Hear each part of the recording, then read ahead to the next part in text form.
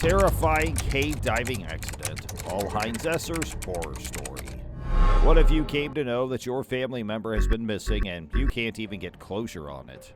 It is the worst feeling ever if you come to find the dead body of that person after 40 years. The same thing happened with Paul. After being buried for nearly 40 years, his body was found in a Welsh cave. So hello friends and welcome back to our channel. Please stay tuned to the end of our video for the most terrifying story of cave diving. A young scuba diver's body was found in a Welsh cave after it had been there for almost 40 years. On the 13th of February in 1971, cave diver Paul Heinerth passed away while exploring the Porth I'r Ogof caves in East Stradfelt. While he and 3 other trainees were scuba diving, he somehow managed to lose a safety line and become trapped inside the cave, where he ultimately passed away from drowning. Even though the body of the 21-year-old could be found at the time, multiple attempts to rescue the body were unsuccessful because the waters were treacherous and there were issues with visibility. However, Mr. Esler's body was only recently located, almost 40 years after his disappearance, by the South and Mid Wales Cave Rescue Team, in response to a request from his surviving family members. 2 divers located the remains, which had been basically in the same spot since 1971. They were able to make the discovery.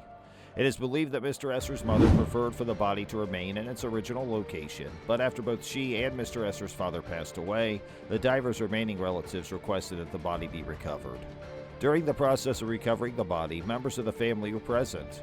The cremated remains have been delivered to the family undertaker so that they can be interred. It is generally accepted that Mr. Esler will be laid to rest next to his parents.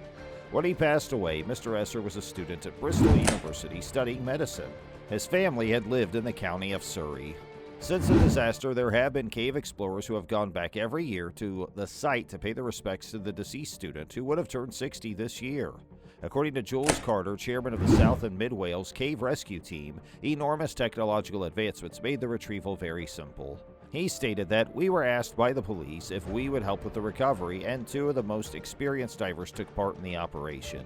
These divers reported that there was only a very slight risk to themselves throughout the recovery process. Paul Esler had a great deal of expertise in scuba diving in open water and was just beginning to train for cave diving. It was a terrible accident that occurred. Since the 1970s, cave diving has massively advanced thanks to technological developments, according to Mr. Carter, who stated that this was the case. A representative for the police department stated, "It is a horrible story that occurred such a long time ago that no active police officers can recall it." Mr. Esler was located at the time. However, despite numerous attempts made over the course of the subsequent weeks, his body was never able to be recovered.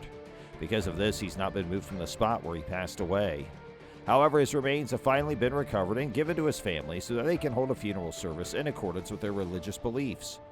An inquest was held, and the conclusion that was rendered by the local coroner, Peter Maddox, was that the death was the result of an accident. In the history of contemporary caving, this area sits in the unenviable position of holding the second highest number of fatalities in a single cave in either the United Kingdom or Ireland. The majority of the unfortunate events have taken place in a location known as the Revival Pool. Nevertheless, the authorities have stated that Mr. Esler was not located in this location. Porth I'r Ogof is described as an open-access cave with multiple openings and a very nasty reputation for deaths on the webpage for UK caves. So, that's going to do it for today's video. We sincerely hope you enjoyed and were entertained by our video, though it was certainly about a sad subject. We ask that you please don't forget to subscribe to our YouTube channel, where you can see even more incredible videos from us. And don't forget to like and share our video with all your family and friends and others who will be interested in such videos as ours here on cave diving. Hey, we look forward to seeing you in our next video. Have a great rest of your day, and thanks for watching.